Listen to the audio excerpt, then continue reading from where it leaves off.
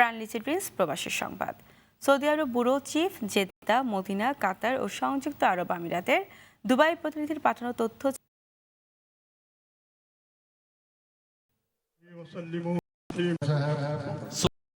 স্বাধীনতা দিবস উপলক্ষে আলোচনা সভা ও দোয়া মাহফিল করছে আওয়ামী ফাউন্ডেশন। বাঙালি মার্কেটে আয়োজিত সভায় সভাপতিত্ব করেন জাহাঙ্গীর আলম চৌধুরী, মহিউদ্দিন মিন্টু ও জিল্লুর রহমানের যৌথ সঞ্চালনায় এতে প্রধান অতিথি ছিলেন খোরশেদ আলম সুজন। বক্তব্য রাখেন ইদ্রিস মিয়া, রফিকুল ইসলাম সহ অন্য নেতাকর্মীরা। রিয়াদ মহানগর যুবলীগের পক্ষ থেকে কেন্দ্রীয় যুবলীগের উপ অর্থ বিষয়ক সম্পাদক হেলাল আকবর চৌধুরীকে সংবর্ধনা দেওয়া হয়েছে।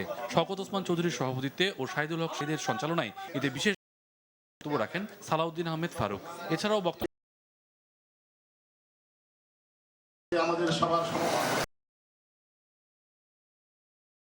স্ট্যান্ডার্ড ব্যাংকের চেয়ারম্যান, আওয়ামী লীগ উপদেষ্টা পরিষদের সদস্য কাজী আকরামউদ্দিন আহমেদকে জেদ্দা ইন্টারন্যাশনাল বিমানবন্দরে ফুলেল সংবর্ধনা দিয়েছে জেদ্দা আওয়ামী পরিষদের নেতাকর্মীরা। এ সময় সেখানে উপস্থিত ছিলেন রফিকুল ইসলাম কিসলু, সোহাগ সহ আরও অনেকে।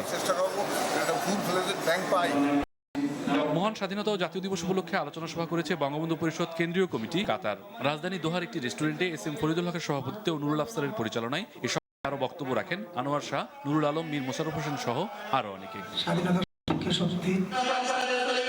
স্বাধীনতা দিবস উপলক্ষে Bangladesh Awami Jubo League Afra new city Kuwait শাখার উদ্যোগে আলোচনা সভা স্থানীয় এক অডিটোরিয়ামে অনুষ্ঠিত হয়েছে। মোহাম্মদ রফিকুল ইসলামের সভাপতিত্বে ও আবিদ হোসেন রানার সঞ্চালনায় এতে প্রধান অতিথি ছিলেন বাংলাদেশ আওয়ামী লীগ কুয়েতের আহ্বায়ক কাজী শহীদ ইসলাম পাপুল।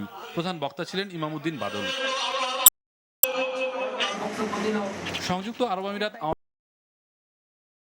উপলক্ষে দুবাইয়ের একটি হোটেলে আলোচনা সভা ও দোয়া মাহফিল অনুষ্ঠিত হয়েছে। আলী হাসান ভূঁইয়ার সভাপতিত্বে ও প্রকৌশলী সৈয়দ মোহাম্মদ মহিউদ্দিনের পরিচালনায় এতে বিশেষ অতিথির বক্তব্য